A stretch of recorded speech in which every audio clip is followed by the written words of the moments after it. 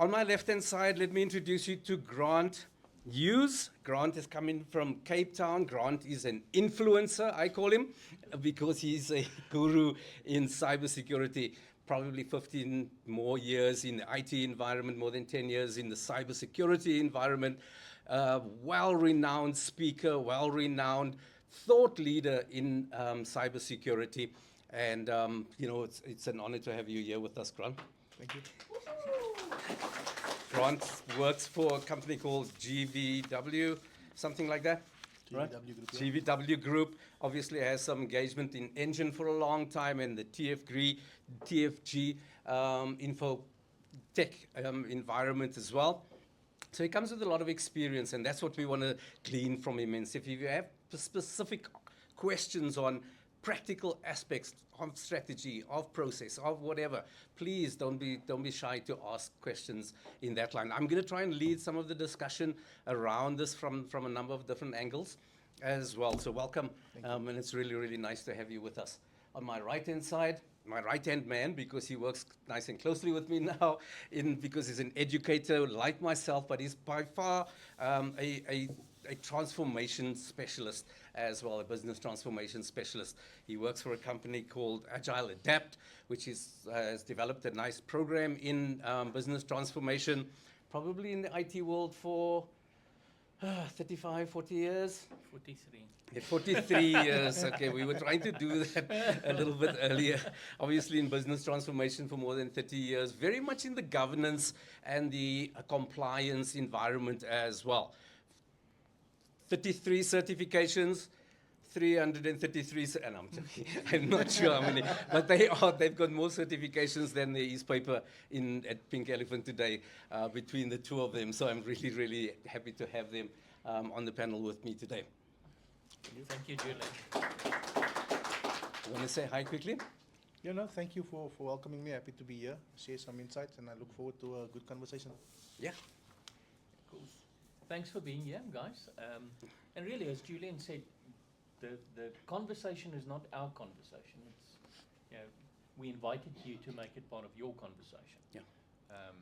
So if there's anything that you want to talk or explore, even if it's a little bit off topic, that's okay. But do engage. Yeah. Please do that. One of the things that we're beginning to see is that cybersecurity is moving and it's becoming, well, actually today, this month is Cybersecurity Awareness Month. And even today is the last day of October. It's probably a nice opportune time to be able to be doing this. So this month, I don't know if you've been watching on LinkedIn and all kinds of different places, there's been a lot of talk on cybersecurity, and it's nice that it's getting that awareness now.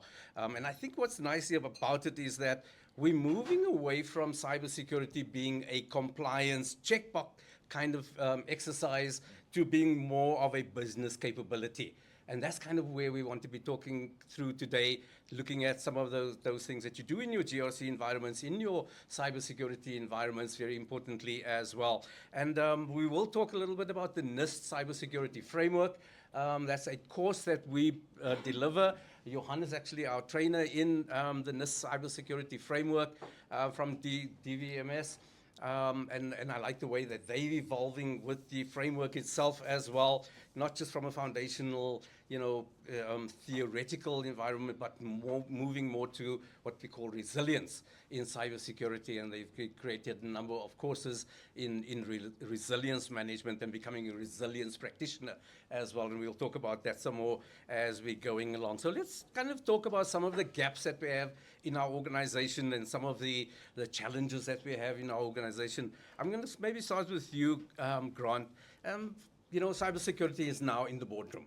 I think very nicely it's been given that position, just like operational and financial things are in the boardroom now. Do we have the same kind of rigor as we give to financials and to operations for cybersecurity in the boardroom conversations?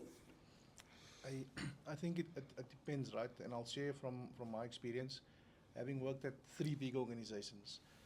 So when I was working at the Voshini Group, 5-6 years ago I was there, right? Listed company, proper appreciation at the board level, budget is there, board is fairly educated. They had somebody with some kind of IT background on the board, and there was a good appreciation there. Then at Engen belonged to a bigger entity which was Petronas in Malaysia, right? Also a very good appreciation because big budget, Mhm. they understand the attack profile, and a lot of emphasis and appreciation and education. It's not optional. Even the board must attend training or it gets reported up to the group president, right? Kind of makes it easy. The company I work for now is kind of a startup, been a 35-year-old startup. But from a cultural perspective, it's a founder-run business.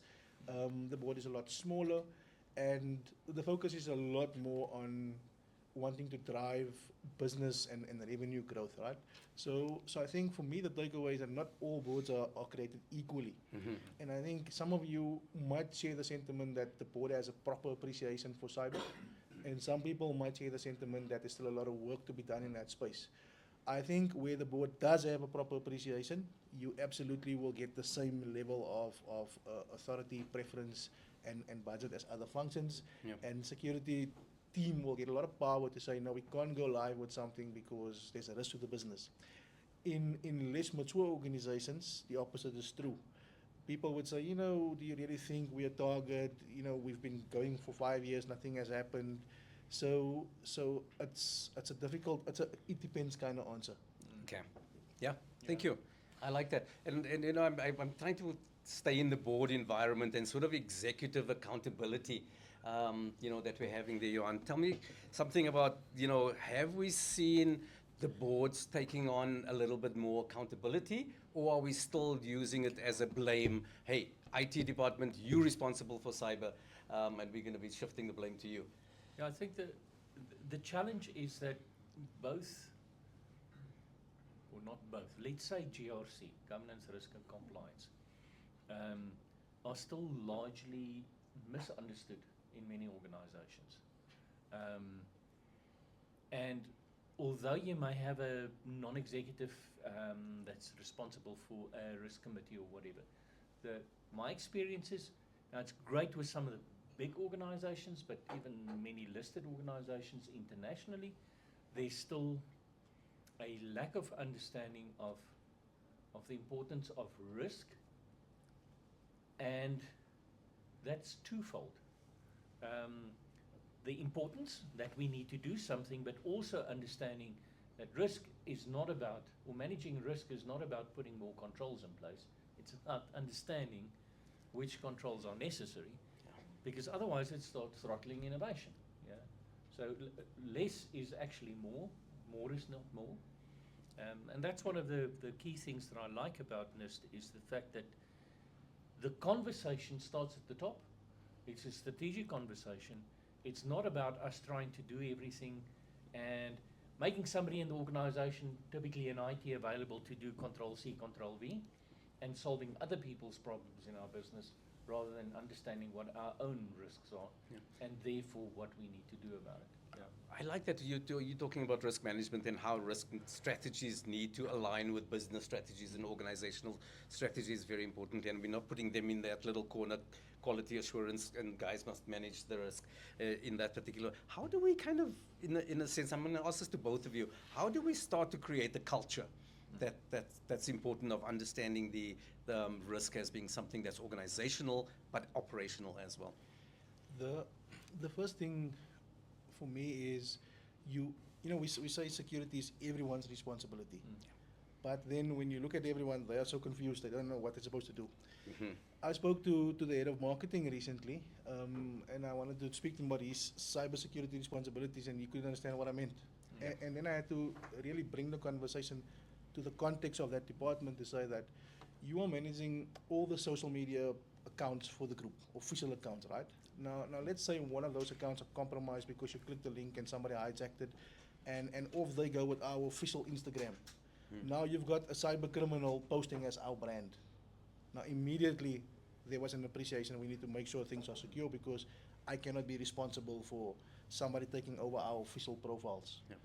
Now when you sit down with the head of supply chain and you explain that a real risk happening daily is people in supply chain or procurement is being sent payment diversion scams. Hi there, I'm your supplier, we've moved to a new bank, please update. Now that's very common, right? And it's very contextual. And when you mention it to the team, they all say, oh, I see that often, I've gotten that, so they can resonate immediately. So I think when we want to drive the culture, what we need to do is we need to look at our user base, our IT people, our service desk, and we must segment them based on risk. And then we need to have contextual conversations. We cannot do like one campaign for the group to say, don't use Wi-Fi at the airport. That days is long gone. Service desk, you are going to be getting phone calls from people saying, I'm traveling, I can't reset my password, it's urgent. Yeah. You need to follow this process, be aware, look out for these cues. And I think once you make it, and also we must make it personal, right? I think a portion of the program must speak to the personal lives of people. You know, as holidays are coming up, your kids are going to spend more time on their phone. This is what you should be looking out for. Because when you make it personal, it really hits home. And then the behavior gets altered and it just spills into the work culture. Yeah. But if you just make it 100% corporate, people are just not buying into it. For me, that's kind of the starting point. That's a good thing. I like that you brought those very, practical aspects of it to start driving the culture. It's not my responsibility. It's Sajita's responsibility. She's head of GRC. She must do it. She must make it happen. No, it's not. It's my responsibility in my emails. It's my responsibility on my phone, etc. How do you see the culture changing? Do you see it happening nicely, or are we still old school? Peter Drucker said that what gets measured gets done. And it may sound a little bit, what's the word that I'm looking for? Is it Afrikaans? I can help you. No. Sorry guys, I'm getting old. Draconic, yeah? Is the word that I'm looking for. But guys, if you want the culture to change in an organization, then everybody, right from the board, needs to understand that what you measure needs to be different. Yeah? If you, and quite often we're sitting in a classroom environment and people say, this is cool stuff that we learn, but it will never happen in my organization. And I understand why it won't happen. And it even applies for very senior people. Because if you do not change the metric, you will not change the behavior. Yeah. Yeah? Yeah. So if you want a manager to play nicely across silos, what do? You measure the team's contribution to other teams. Yeah? If you don't, guess what? What are you going to do? Honestly, guys, are you going to do the thing that gets you your bonus? Or are you going to do the thing because you know it's right? Yeah. Yeah, and it kind of leads me to that whole concept of metrics. What are some of the strategies we can use to be able to ensure that we map our cyber governance to business performance metrics as well? Because at the end of the day, we work for our shareholders, don't we? And so, and those are really important, very important metrics. How do we sort of map those together? And what kind of strategies can we use to be able to do that? With metrics, I like the point Johann made now, right? If you, for example, if you manage a managed service provider by how quickly you close a ticket, you're driving one behavior, right? Close tickets fast. If you measure them by the amount of tickets being reopened because it wasn't closed properly, you're driving another behavior, close tickets properly. So I always say to people, when you're building on metrics, always ask, what's the unintended behavior I'm driving with this metric? Yes. Because every metric will drive a behavior. And sometimes there's this analogy, it's called the Cobra effect, where we think we're doing something good, and maybe I'll share it briefly.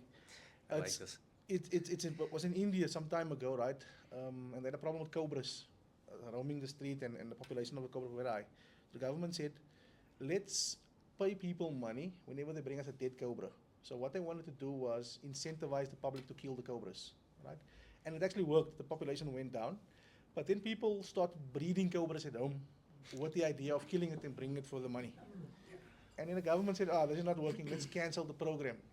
Then the breeders had no need for the cobra, so they released all the cobras. And the population went up. So what started as a noble idea backfired completely. Now, sometimes with our strategies, we do the same stuff, right? We see now with AI, companies say, it's too risky, it's too complex, let's not allow people to use it. then people use it on their personal devices, they use non-enterprise versions.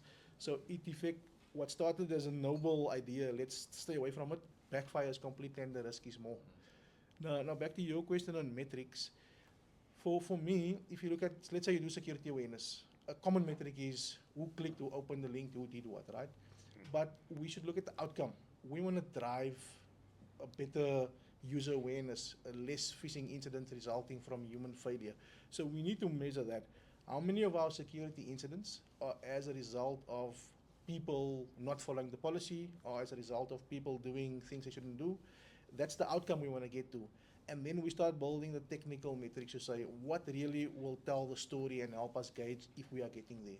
But I think things like mean time to detect, mean time to respond, without proper context is not really worth us measuring because, you know, the industry says so. Yeah.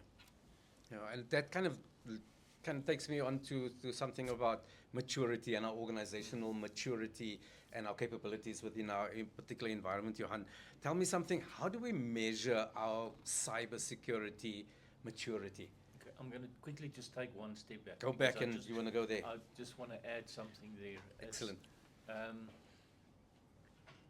At the end of the day, yeah, if you ever heard the statement, the purpose of a business is to make money, that's untrue. That's a result. That's a result. That is Milton Friedman and his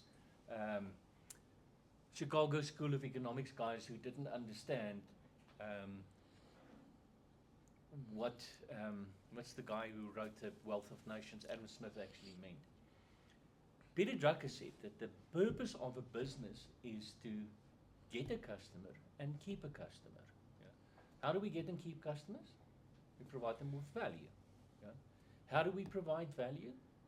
Well, we understand what their needs are, and then we understand what we need to do to get there. And we also understand what are the let's call it assets for the sake of this conversation. Information is also an asset. What are the assets that we need to do or get to that result, to that outcome? Yeah. One of the big things that I see lacking in organizations, and we see it over and over and again when people engage with us to say, for instance, we want to be 27,001 certified. The first conversation is they want to show us all the controls. But they don't understand the why.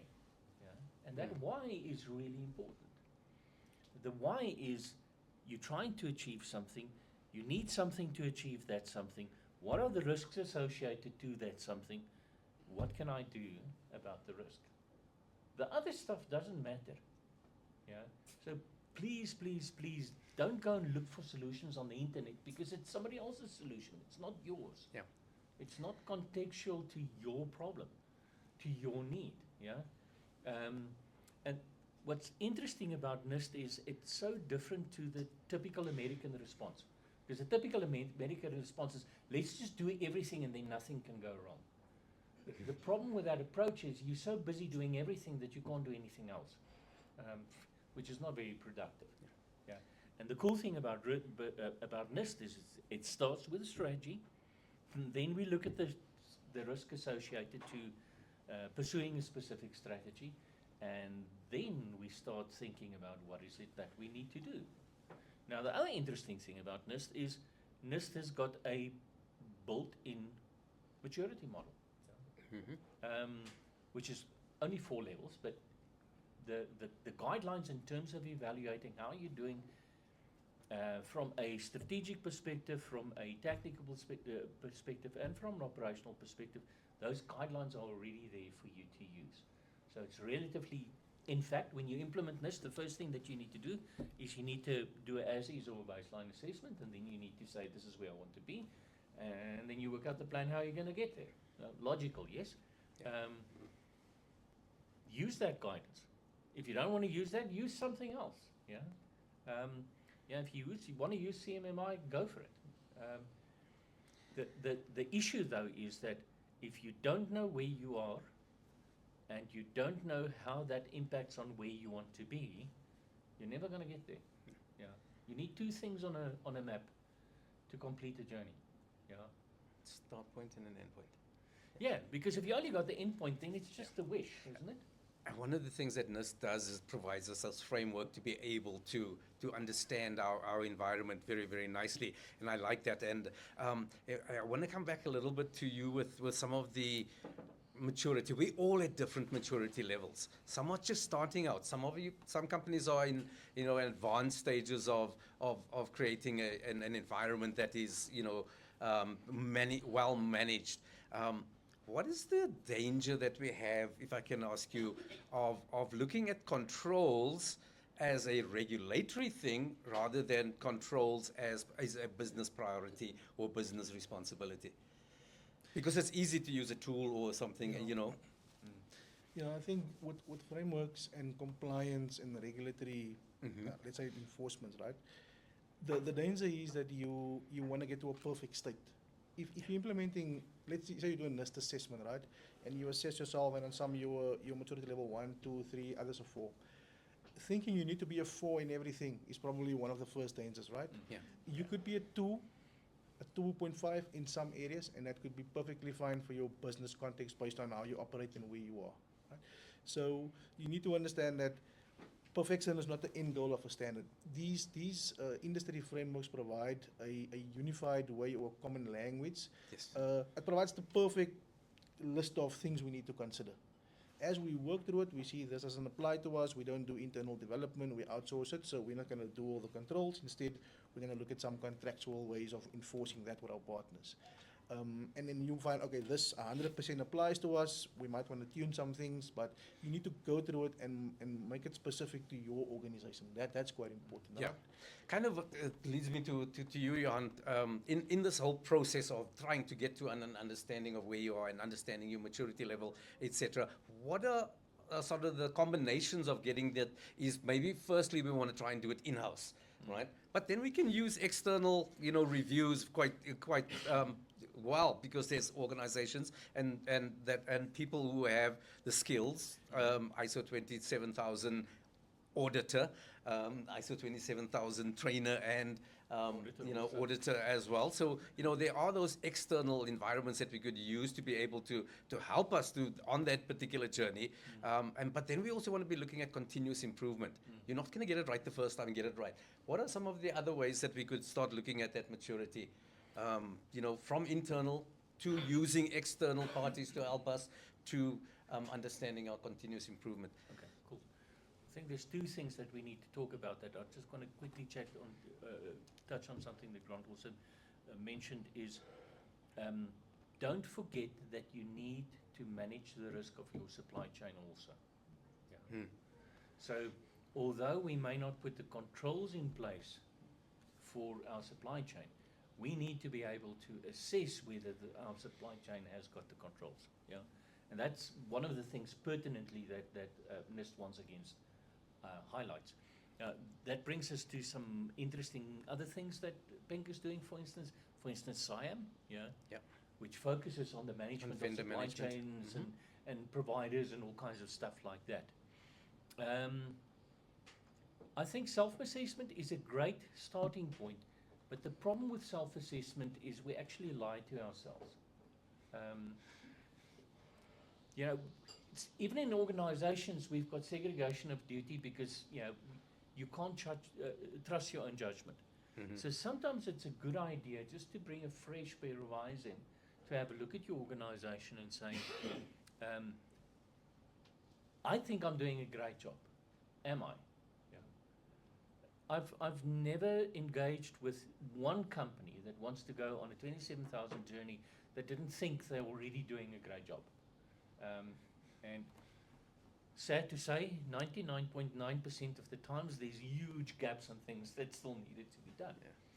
Why? Because you tend to look at the things that you're familiar with, the things that you're dealing with on a day-to-day basis. And you don't look at the things that, that maybe is part of the conversation, but sort of conveniently you read over it. So I think it's important to have an independent view. Just bear in mind that if somebody gives you advice on how to fix something, they can't be if you're looking at a standard, they can't be your final auditor. Because then I'm also marking my It's own biased. homework, yeah, and that's biased. So typically what we find is that if we start a journey with somebody on the certification route, we very early engage with the audit company, choose the audit company basically before you start on the journey, because it's important for us to talk about scope of certification and make sure they can audit against it. Then you've got your helper, your specialist that takes you through the journey, do a pre-audit, and then the third-party auditor comes in and double checks. Do you see the same thing happening in some of the environments where you're doing 27,001 audits? Yeah, I actually wanted to also add to that conversation. As a leader of a cyber function in an organization where budget is always top of mind, right? You never want to pay for something that you could have solved yourself. So the self-assessment and the objectivity is a real thing, right? People miss things.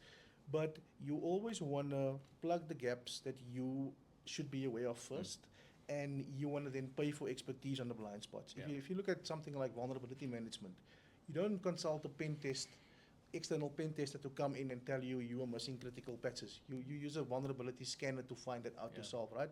So I think that there's always a maturity curve with any kind of assessment, and it always starts by doing as much as you can using knowledge and tools internally. And then when you reach a point that, I've done all I can and I think I've done a great job, that's where you start engaging the experts on the outside to find the gaps. Yeah. And I think the way we engage is also very important. I often engage cyber leaders who they've got a very hostile relationship with auditors, because auditors are the bad guys. Let's hide things, let's make it difficult, they're only here to find gaps.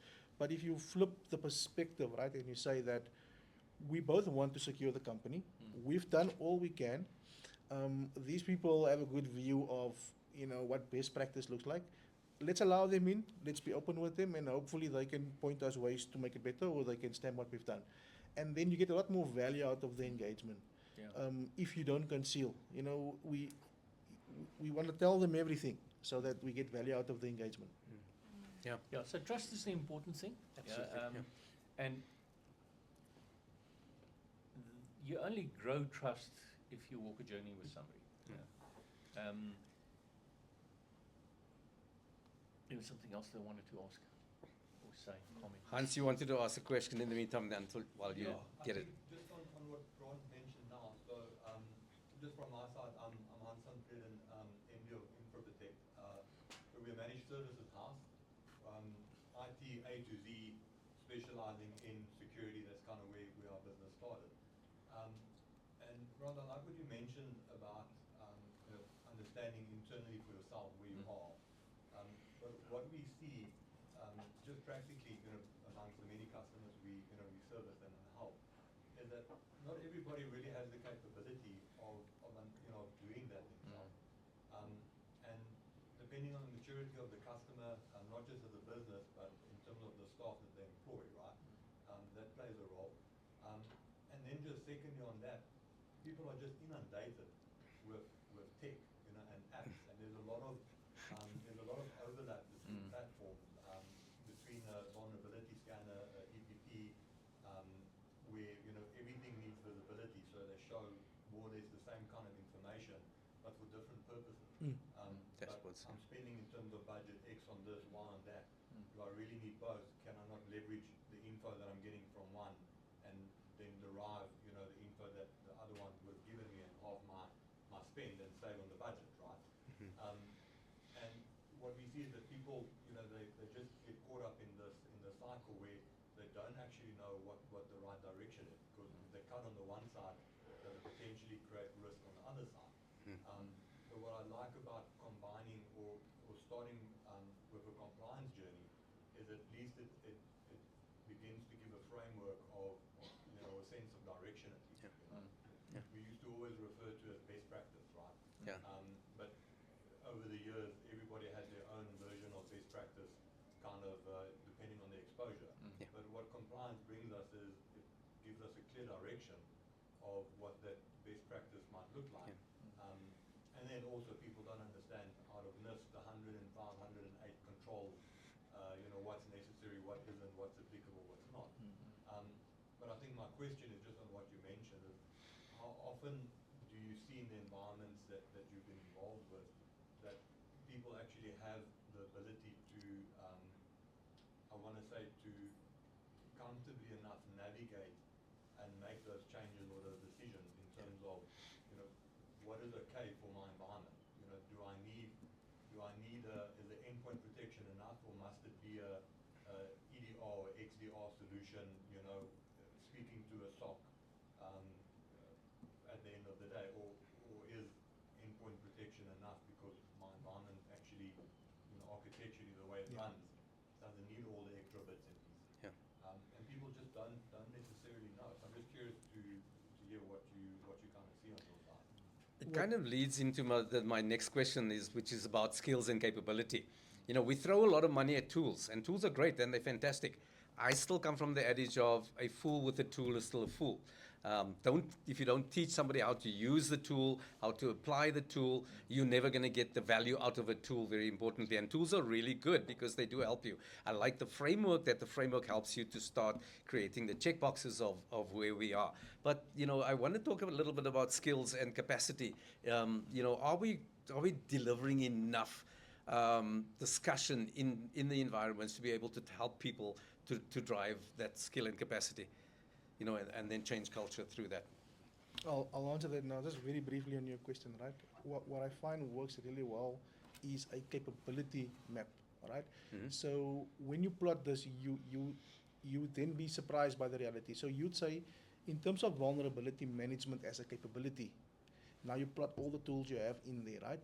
Then you say, in terms of application security, in terms of testing tools, in terms of endpoint protection. And then sometimes what you find is you could have 3 different vulnerability management tools, and you could have no tools on threat intelligence. So it will show you where you are overcapacitating with tools and where you've got nothing.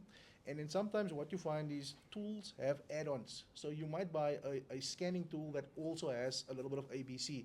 And sometimes the little bit of ABC is enough for your business. You don't have to invest in another block.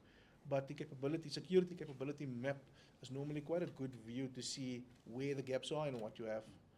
Because we tend to invest in something because maybe it's being marketed well and the market is going there.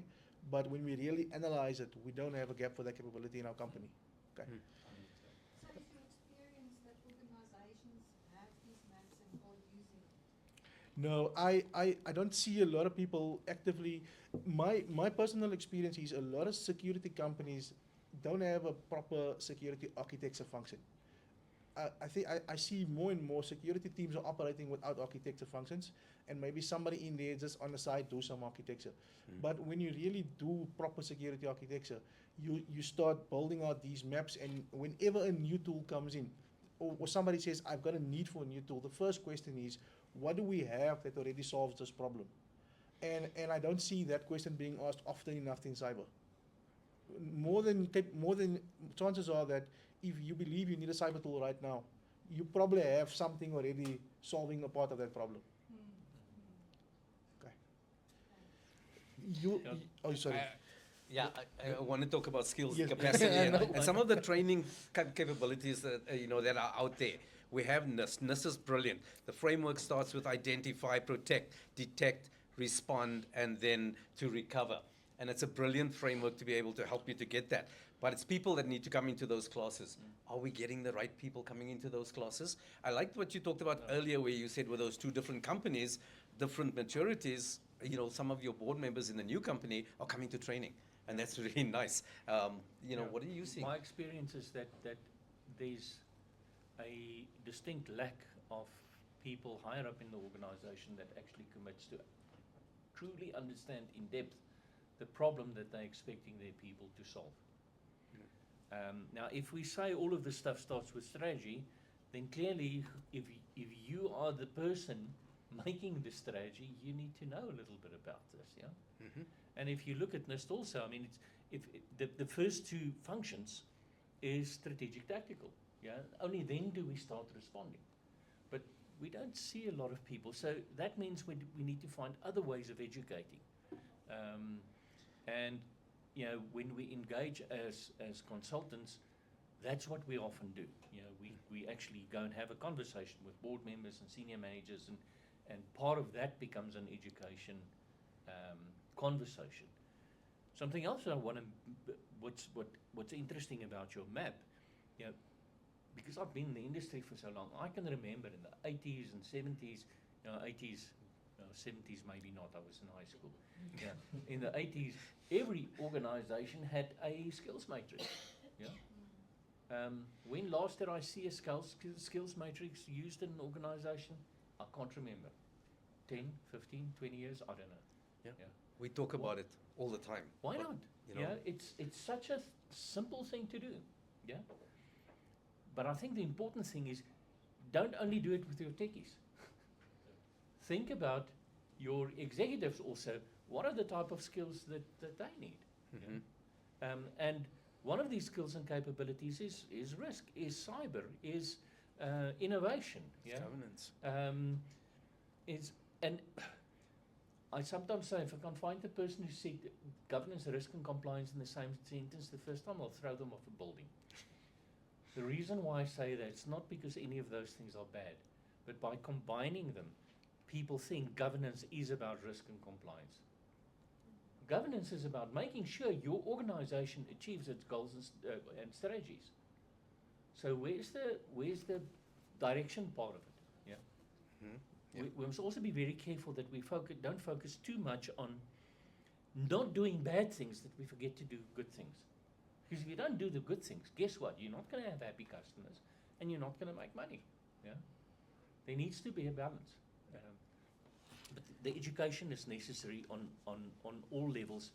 But you're not going to get a CEO. Yeah. training Oh, course. It's not and gonna I want happen. to ask you that we're sending our techies, we're sending our operational guys into training to do NIST, to do ISO 27000, etc., and CISO, and all of those really nice, important things in cyber and environments. What is the message we should be sending to everybody so that we get the right people coming in to build up that skill and capability in our environment? So when we use tools, when we determine strategy, and then we operationalize them, we're getting a common language, like you mentioned earlier. You see, with training, and I hate these answers, but it's true, right? It's another, it depends kind of answer, and I'll explain to you why I say that.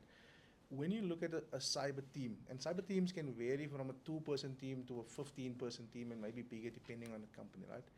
Now, the people in there, cyber roles, like a cyber analyst is not like a nurse. You know, a nurse is a nurse is a nurse. A cyber analyst, the definition differs from company to company. So in one organization, you're responding to phishing emails, you're doing some admin, you're doing reporting. In another organization, you're spending 90% of your time working on Microsoft Azure. Now, the training parts we build out for our team is normally in the context of what their core function is in that space, right? So if I speak from my experience, I've sent my teams on training for report writing, because report writing was quite a big thing. It was a governance-heavy organization, lots of reporting. It was an important skill, and I prioritized the report writing that year over technical training because it made sense in the business context. In another organization, our cloud was big. We were doing a migration, and everybody embarked on a Microsoft upskilling journey because that made sense there, right? For me, NIST cybersecurity training, strategic training is really for managers, team leads, CISOs, because my analyst is not building the strategy for the company. They need to manage the actual control that's going to identify and protect. They don't need to map it out and explain to the board why it's important. So I think the training thing is a fit for purpose thing. And again, it will vary based on budget and various other factors. Yeah. And we see that obviously education budgets are or training budgets are one of the first to go in companies, unfortunately. Now, the problem though is, even though we see it in governance guidance, like for instance the two objectives set in COVID, for instance, there's one that's strategic tactical, and there's one that's operational. So that should tell people who's doing governance that, different type of people, different type of roles. Yeah. It's really difficult to actually get senior people in a classroom. So then how do we measure some of that wait, capability, before you go that sort there. of effectiveness of training? I believe that a good consultant is a good educator. Okay, so the CFO is not going to come to a NIST Foundation course. I understand why they're not doing that. But then if you start engaging as a assessor or an auditor or a consultant or whatever, you need to realize that part of your responsibility is to ensure that the people that you engage with actually starts having a deep understanding of what's happening at the bottom and why that's necessary and why they can't say it's IT's problem. Yeah. And I really feel that consultants needs to capacitate organizations. It's, yeah, I see far too many people running around that calls themselves consultants. That's actually just contractors. Yeah. Yeah, let me leave it there. Because I'm going off topic. Just to add, Sure, go for it. even cyber leaders internal to organizations, a big part of the function is to educate. Yeah. So Yes. we educate business leaders, the Yes. board. That's a big part of the function, right? So the educational part will reach them, maybe not in a formal capacity. I just can't see board members going to a formal cyber Yeah. in-person training. I was fortunate at Tengen that it was mandated by the president of the holding company.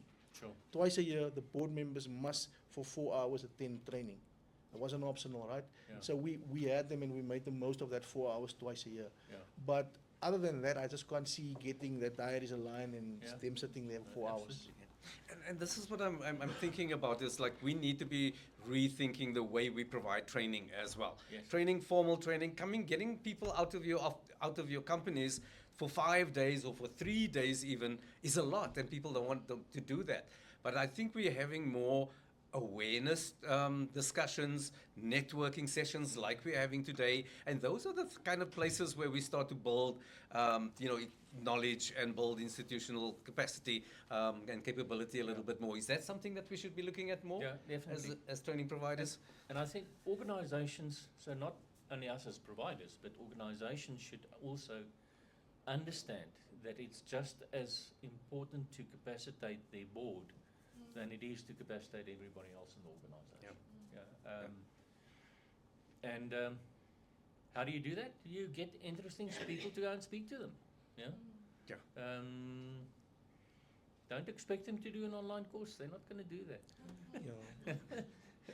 Oh, Yeah. if I can add there, so earlier I said segment the users based on risk, right? Mm-hmm. Now the board members is another user group, Yeah. Yeah. and then even the executive assistants of the board is a user group, and even the immediate family of the board is a user group. So when you're building an awareness program, because when people target a senior individual at a company, that senior person's online profile could be in good health and it's locked down, they're not oversharing, but their kids might. And that could then give the same information away that they're traveling on a family holiday, they're here and they're there, right? So when you're building a proper program, now there's a service called digital footprinting. It's not very common in South Africa, but companies offer it, they don't know they offer it, right? But what you do is you do a proper open source intelligence investigation or review on a person. And then you have a one-on-one consultation with an executive and you say, based on what's out there on the internet, this is the level of information, where your kids are attending school, what you do. And this is how that info can be used to target you personally, Yes. how it can be used to target the organization, and here's a plan. Now you do it with their permission, you do it one-on-one, and then you kind of get that seriousness penny to drop. And we don't think of the reach and complexity of those things. Yeah. I'm glad that I don't have teenage children anymore. Imagine telling a teenage kid that they can't do a TikTok when they're, I don't know, standing at the Eiffel Tower. Yeah. And when you build, Because we've geolocated them, Yeah, we've done yeah, a whole exactly. bunch of All of that interesting things for them. so one last thing. Yeah, no, absolutely. It's meant for. The nuggets we embed there are subtle, right? So if you're traveling on a family vacation, instead of posting, I'm having a great time at the Eiffel Tower, post next week, say, I Yes. had a great time at the Eiffel Tower. Yeah, So you that's- can I still like that. share a small difference, right? You Yeah, can still share, I but like that. just not the real time. Yeah. And you have to make it practical, and you mustn't be too restrictive also. Yeah. It's just a better way, a more secure way, and explain the danger. When you say we're having a great time, you're also saying our house is empty right now. Yeah. All right, and there's a website called Please Rob Me, where they correlate the data to show the houses that's empty. And it also means there's a notebook probably lying on the desk somewhere, Yeah. with access. No, 100%. Yeah. That's really, really interesting. Rob me. I like it. Yeah. Tell me another story. And you guys have been in the industry a long time. Tell me another story where there was sort of a major incident breach or something like that, and how quickly were the companies able to respond? Do they respond with to deal with the issue, or do they try and understand what actually happened? I'm so glad this table is made of wood. So I've unfortunately I've never been at a company at the time of a major breach, right? Okay. We've had decent or proper incidents that involve the regulator, involve data subjects, and unfortunately in some of those incidents we didn't pick it up. We were notified from an external entity that something had transpired, right?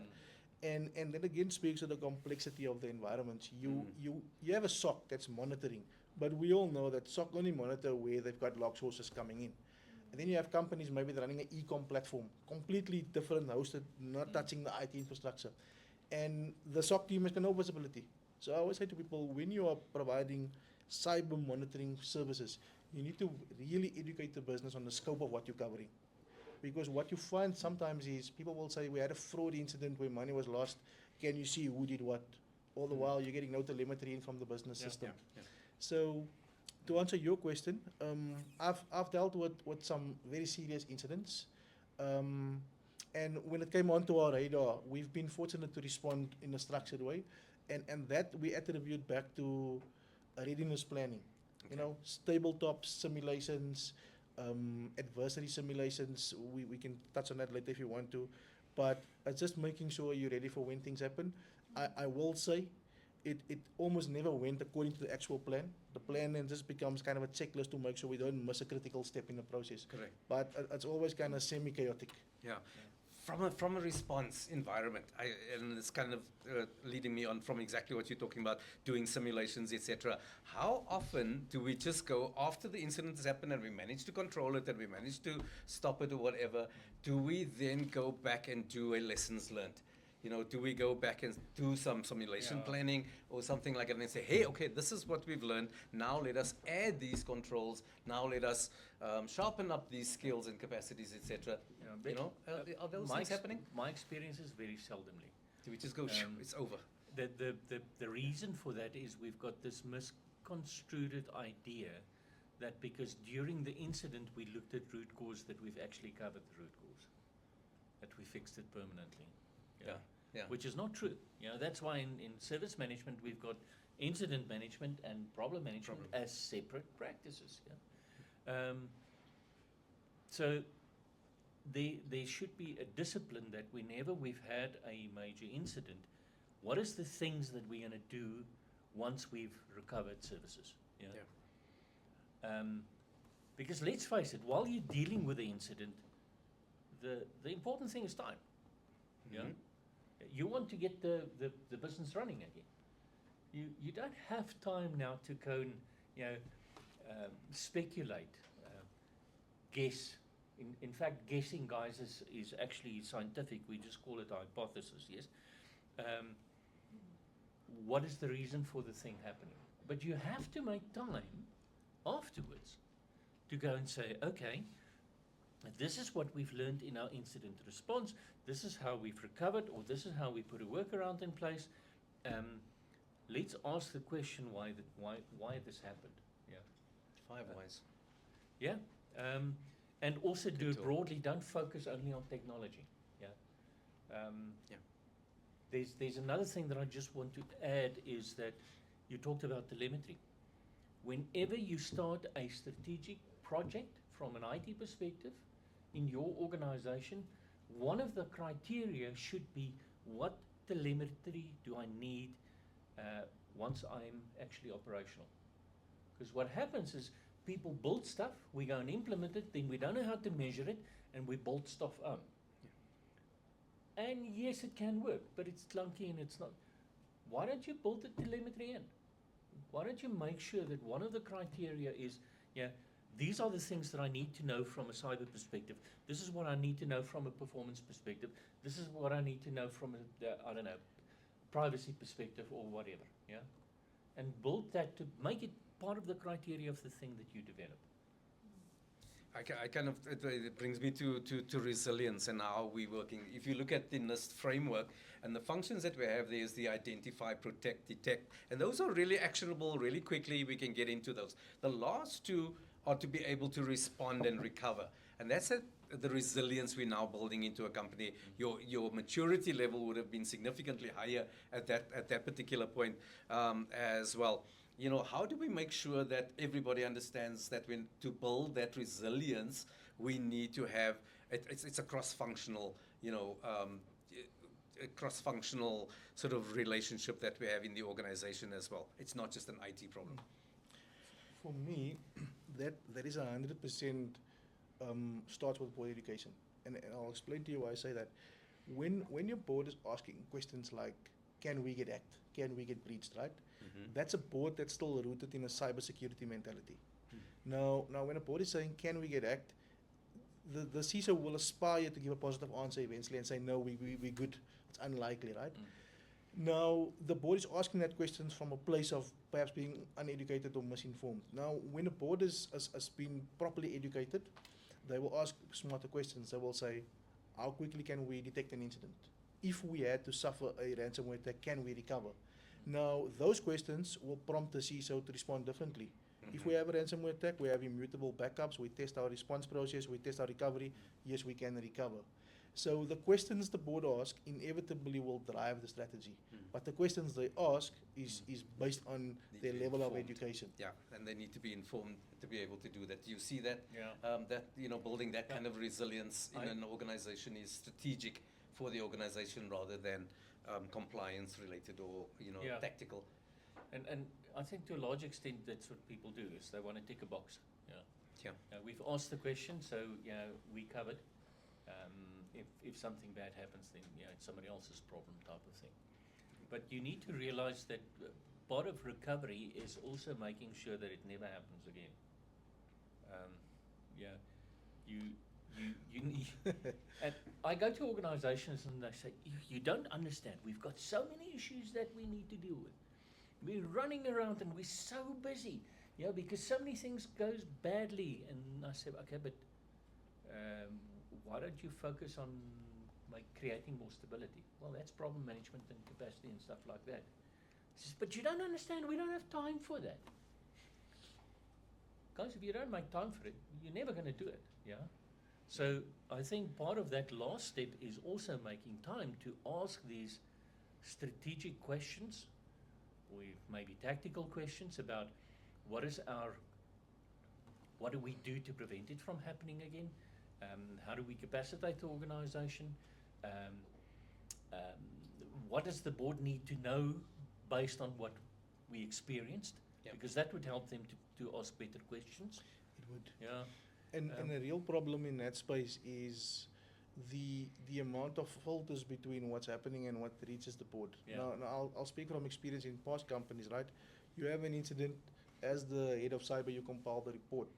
Now, as the report goes up to your line manager, another person, and eventually the CEO, everywhere it gets edited and reworded. And eventually, what was very serious sounds like it was almost a non-event. It was just worded in executive language. We had a slight deviation from policy and all's under control. Meanwhile, we had a customer database that left the organization. So I was fortunate one day, and I'll say this now, at one of my previous two organizations, I got to work one morning and I was in the lift with the CEO. And he said, "Grant, you're coming to see me later. I believe you're giving an update." Now, I was already briefed that the update needs to be very high level. And I said, "Look, I'm going to give a high level update, but I want you to really probe and ask me detailed questions. I think it's going to make for an interesting conversation." And he did. Okay. And that allowed us to have a real meaningful conversation. And then you can fix the issues. The last thing you want is what they call the watermelon reporting. Green outside, red on the inside.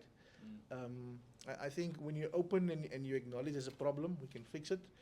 But unfortunately, in a corporate space, and this is a whole different issue, the way people are incentivized. I've had people that the bonus depended on there being no incidents. And then when there's a major incident, we need to reword this incident to a state where it doesn't sound like an incident, because it impacts our score and our bonus. And I think that's incentivizing the wrong things. Yeah. Yeah, and that statement from Drucker, what gets measured gets done, is not only positive, it's negative also, yeah. People start doing things because they measured against it, and then they stop doing the things that they should do. Mm. Yeah. Before you guys fall asleep, because I see you enjoy it, what are some of the questions you'd like to ask the panel? Yes. Maybe introduce yourself so that other people know who you are. I'm Sandika. Hi guys. I want to go back to the topic on maturity assessments. Okay. Right, so I've seen an organization that actually makes cybersecurity a board priority, and it's actually incredible because it's from the bottom up. It's driven from the bottom to the top. The board never asked for it. So they've always been very transparent in terms of how they're going to come up with a cybersecurity strategy in order to support their digital transformation initiatives. So recently, I saw that they had done a full capability, let's just call it a maturity assessment for cyber. And they're very honest in terms of how they assess themselves, but they were certain that they wanted to be operating at a maturity level 5. Yeah. So I'm coming in there as an independent advisor, and I'm looking at this, and my first reaction when we talk about CNMI is generally, do you need to be at 5? Why do you think you should be at 5? Exactly. There's definitely advantages and disadvantages, to that. Is that the right level? And they just kept going back with, no, we have a zero tolerance approach, Okay. right? We want to make sure that we can prevent a ransomware attack, or we want to make sure that we are as basically we're doing everything that we can to prevent and detect and respond and all that. Well, what's your thoughts on that? Because after listening to them, I actually changed my mind a little bit. I was like, Okay. well, actually, maybe we should all be targeting that higher maturity level, because that's what we're saying. If we definitely don't want to be Yeah, attacked. for me, the problem is in the tool that they're using to get an answer. Because what's the purpose of a capability assessment? Is to see if you're able to. Yes? That doesn't mean that you do. So we can set very high performance standards, and the organization probably will be able to meet those performance standards at a level 3, maybe a level 4. With evidence. Yeah, because level 3 already starts talking about evidence, and level 4 says, okay, we've closed the loop, we do continual improvement, the fixing the causes type of things. So that conversation tells me that there's, let me ask you, I'll tell you a stupid little story. A few years ago, insurance company in the Cape phoned me and said to me, Mr. Botha, can you do a maturity assessment for us? I'm capable of doing it, so the answer is yes. But I've learned that the important thing that you need to ask is why. And I said, but why do you want to do that? He says, no, we've got an outsourced partner, they're not performing well. In the SLA, it says they must be at a level 3. And I said to the guys, but that's not answering your question. Can I come and do a performance assessment for you? No. SLA says, what's his name? So I said, okay, so here's what you want me to do. You want me to go to court. And then the judge is going to say to me, Mr. Botha, did these guys perform? And the only thing that I could honestly say is, Your Honor, they were able to perform. So don't mix the two. You can still be a stellar performer without being at level 5. And what you also need to bear in mind is the amount of effort from a level 0 to a 1 is a lot, but the benefits is huge. The cost from a 4 to a 5 is huge, and the benefit is Minimal. very Yeah. little. What is your thoughts on? No, I share that view, because when you're talking level 4, 5, now you're talking automation, forward thinking, next gen Correct. things, AI, right? yeah. And not all the capabilities warrant that. So it is important to understand where that makes sense for us, and where we actually find with a good process that is semi-automated and working well for the business. Yeah, and manageable and reportable and improvable and all that stuff. But the important thing is that you manage, that you improve, that you look for the holes. So that's all performance stuff. That's not Yeah. capability and maturity assessment. But good that you're setting your target at Yes. 5 rather than just saying we want to comply and then you're only going to be a 3. Yeah. Anyway. It just occurred to me now, it again goes back to cyber culture. I spoke to a fellow CISO recently. It's an actual true story about a financial firm in the Cape, right? And they did a phishing test, very sophisticated. Almost 40% of people fell for the test in the first 24 hours. Now, because they're a listed company, they've got a tolerance of not more than 4% of people should fall for the test. The board said, cancel this test, redo it, it's not going to work. Wow. Because we need to get the test to be less than 4% of people falling, right? Now, Let's dumb it down so that we get a better again, result. Again, right? That's why I say when you're doing phishing simulations, you have to go to an absolute maximum difficulty level.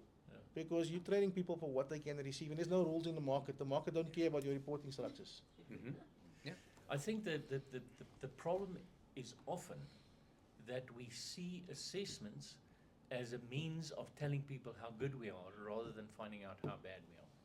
Yeah. And if we allow for a little bit higher level of trust within the organization and saying we need to test ourselves, we need to stress ourselves, we need to really go the extra mile, and therefore we actually want the worst result so that we can do our best. But unfortunately, as you say, board said, this is going to be board reporting, can't be that, I'll share another personal story, right? So I worked for a company, previous companies that I worked, one of the 2 previous, so you wouldn't know which one. I know which one, so, by the way. But effectively, we've done a number of penetration tests with big firms, all right? And the reports are always in the green, always looking good, because it's always scoped, 7-day assessment, look at the Wi-Fi, we're done. So one of the things I commissioned there was adversary simulation, very expensive, and no rules apply in 4 months, then just do what you want, right? And I was expecting it to be bad, because when I started to take the role up, I wanted to understand how bad it really is, so that we can fix it. And on multiple occasions, how bad it was used against me, right? And that's unfortunately how people look at it. They're like, but what did the previous people do? What are you guys doing? You spend all this money. You have to be open to knowing truly how bad it is if you want to really fix it. Yeah. You know? But the point is, it doesn't help if you get shot, and then the next guy is going to lie about it. 100%. And I think that's part of the education that you need to do at board level also, is that you would rather know the truth than know the story that fits your narrative. Yeah. Thank you. It's a nice one. Yes, but they go. Interesting how you shoot that you're achieving CIO nexus. Probably been in the industry close to 28 years, but Lovely. and also worked for beauty companies. I think IT governance or GRC is very close to my heart. The discussion we're having around culture, right? And the more I hear you guys, you're expressing a top-down approach versus a bottom-up approach. Okay. So I think my thoughts on this, or my opinion, is how do we do both effectively? Mm. Because at the end of the day, when we do these assessments, we want to make sure that we're bulletproof. But you have to start that culture with everyone. Everyone's responsible. Okay. And where I find I had better success in terms of, I guess, getting the adoption or the realization of what this does, as opposed to it being a stick to the other approach that we want to know how bad it is so that we can fix it, right? And they're 2 different lenses, but I believe that both are important, bottom up, top down. Mm-hmm. Because if you're looking at the resources that are responsible to make sure that you're bulletproof, it's the bottom up guys that need to understand if I don't do a certain thing, or if I don't follow a certain practice, or if I'm not meticulous about doing something, this is the end result. And let's be honest, in the time that I've worked with techies, the last thing they think about is security, you know. And I guess that's a generalization, not everyone, but you know, they tend to say, oh, how am I going to get it in? Am I writing my test script first as a developer before writing my code? Am I doing data-driven, development? And then from an infrastructure perspective, am I understanding, the Architecture. rules that you've set down Yeah. in terms of protecting your environment? And I think both is important. I think that's Yeah. the point that I wanted Yeah. to make. I- Make Yeah. some thoughts And from the I would panel. agree with that. And quite often you can't change the minds of the guys at the top unless you've got evidence. You know? The challenge with that evidence is that if the organizational culture and metrics is against you being open and honest, it takes a brave team lead to protect their people, to do the right thing so that you can give the evidence. Yeah. And that's what I often say to guys. I mean, I do a lot of agile type of stuff also, which is really about changing the culture of the whole organization. Yeah. And they say, but what can I do? We say, well, go and start with something that's meaningful in your team. But just bear in mind that your job is actually to protect your team, and so that the team can trust you, not you can trust your team. The team can trust you that when they Need you to. open their mouths and say, this is not right, we need to do something about it, that it's not going to backfire on them. Yeah. So an interesting point, because I think what I'm hearing you say is there's something there about risk appetite. Mhm. Yes. What's our risk appetite, and also consequence management, and Yeah. how this works together. Yeah. So yeah, that's a tough one in Mm. terms of the type of organization and the organizational culture. But I think most of, well, in my experience, when I go to a consultant, for example, to say, help me get NIST going, or help me get COVID going, or any of those, the ISO 27001 going, I think the mindset needs to be, I'm going to, a subject matter expert, and they have to give it to me, the raw truth, as it is. And yes, as an executive, I don't want to hear, oh, you suck. Yeah. It puts a Unfortunately. lot of pressure on you, and also from a reputation perspective, but that's what we really need to hear. And from an employee perspective, maybe the internal employees don't do that, or are not as open, because you said it drives behavior, my incentives, my bonus, etc. But there has to be that conversation between service providers and that come in, to help you and get balance going. And I'm not saying, obviously, some organizations don't want to hear it. And I guess you have to find a balance in terms of how you communicate that and what the impact is. Yeah. So I don't want an expert to come in and tell me, oh, it's great, or walk on eggshells to tell me you suck, because right back to, we rather know Yeah. how bad it is Yeah. to fix Yeah. it. I want you- The majority of every organization is not. Yeah.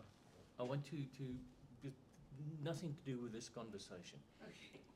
go onto Amazon and get a book to read. Sooner, Safer, Happier. Jonathan Smart. You'll enjoy it. Okay. It's about patents and anti-patents. Okay. Yeah. Sooner, safer, happier. It's very good.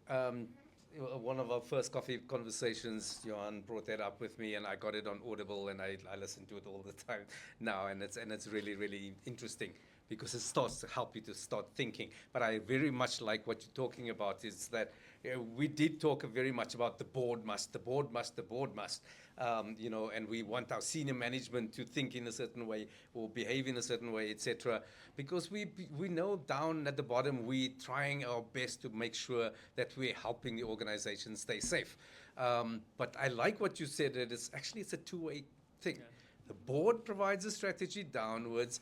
The teams provide the operational competence upwards as well, and we need to be able to balance that effectively. What do you think?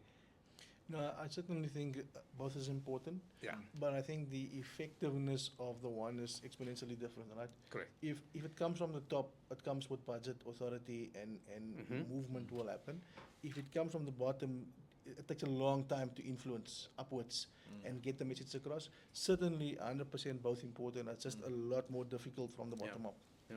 Yeah, I think our conversation is also maybe a little bit more targeted towards the top because of the audience that we're speaking to. Yeah, because you guys have got influence. Yeah. Yeah. Where the guy who's I don't know looking after the firewall don't have the same level of influence. So actually what we're trying to say to you guys, it's important that you realize that you've got an education responsibility at the top of the organization also, so that all of your colleagues understand this, that it's not a techie thing, it's not an IT thing, it's an organizational thing, and it's about, it affects how we are able to deliver value for our customers. Yeah.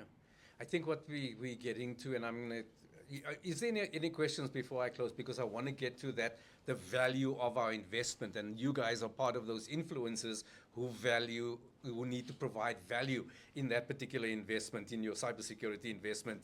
Are you valuing it based on return on investment? Are you valuing it on risk reduction? Are you valuing it on trust preservation, which leads to resilience a little bit more as well? And I think that's something that you guys need to be considering as you go back into your organizations as well. Are there any more questions?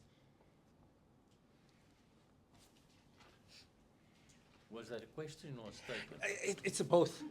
Both. Okay, you tell me. I like that, because I think more organizations are going the value route and saying, we're going to report on performance and we're going to be, results, etc. But we're also looking at value now. But where is that value targeted towards the ROI? problem with most of the stuff that's sitting on the GRC side of the fence is that you only realize the value when something bad happens to you. Yeah. In some ways, So, it identifies itself. It's really difficult to go and sit, but imagine if this happens. It's not real. It's important, though. So give me the options again. ROI, probably not. Yeah, Unless is something your bad value happens. based, your investment value coming out of ROI, or is it coming out of risk reduction, or is it coming out of trust, building trust and trust preservation? I would focus on the last two, reducing risk and building trust. And demonstrating value to the business in the context of, if I look at our business, right, we're in the automotive space. More and more we are part of their supply chain, right? So they want to manage us from a third-party risk management perspective. So if we are able to flag a ISO 27001 certificate, it helps us get more business, right? Now, when you educate your business to say that if we invest in cyber and we get to a good state and we are able to achieve ABC, that's the business benefit, right? So being able to articulate the cyber things back to that is quite helpful. If you articulate to the business that you're running operations, you're selling things online, you're not PCI compliant, there's a potential penalty coming your way. But if you invest in ABC, we're avoiding some of the regulatory penalties. I think in the absence of, because unless you're a cyber company, you're not generating money, right? You need to demonstrate where you are preventing the loss of money. And I think that makes it easy. Also, I want to say the one good thing about all the breaches out there is we are not short of any real life case studies. I mean, Jaguar, I had a breach now and I did some analysis on that, and it's almost a one-to-one for us because we play in the same space, we build trucks, so we can relate to that, what caused it, so we have the same factors, what was the impact, they couldn't manufacture, and it makes it real. They operate in the same regions, exactly the same business, it's a recent, and I think that contextual conversations help to drive that value. But ROI itself, I know there's books and formulas, but I don't think any of those things are accurate. Dicey. Interesting. You're talking about the globalness of cybersecurity. Where do you feel that we are in South Africa? Are we following? Are we leading? Are we, on par with some of the rest of the world? Or just interesting. No, I think we've got some good stories. And I might name one or two, right? Like Snow Technology, built here, now operating globally, right? So I think we've got the skills and the capabilities here. Unfortunately, there's still a big tendency for I want to say international production, and the currency don't play in our favor. All right. I mean, it's like companies, they trust a consultant more than their own employees, and sometimes we trust something made in America more than something built here in South Africa. So I think from a skills perspective, we are right on par with the world. Obviously, from an investment capability perspective, I think we're on a back foot with the currency not playing in our favor. Okay, so we're still lagging there, and that's something that, you know, So yeah. Yeah. for me, The I market think is it's, trending and the dollar's going down. It's okay. for me, the question is very difficult to answer because it depends on the industry vertical. We've got some verticals that's really mature. And there's Financial. others that really suck. Yeah. Yeah. Yeah. Yeah. Yeah, and yeah, to make generalizations, it's wrong, really and it's difficult, probably yeah. different. But I agree with that, right? And I think it's no different overseas. You look at No, MGM, it's you not. know, somebody tricked the service desk employee and they suffered $100 million USD breach. Correct. And we are vulnerable to the same things. You know, so I think it's more of the same everywhere, man. That's the thing about the interconnectedness of the internet. Yeah, They don't discriminate the way you are. They'll target Yeah. anyone. Yeah. absolutely. Absolutely true. Yeah, absolutely.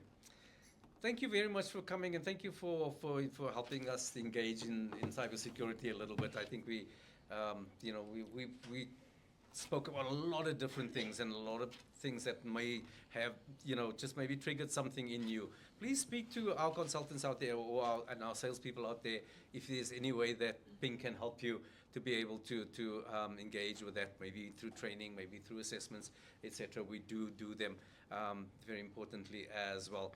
But I appreciate your time, and I appreciate the panel, both from Grant and from Johann, Pleasure, for mate. sharing and I like the anecdotes more than anything, because those are the ones that we resonate with.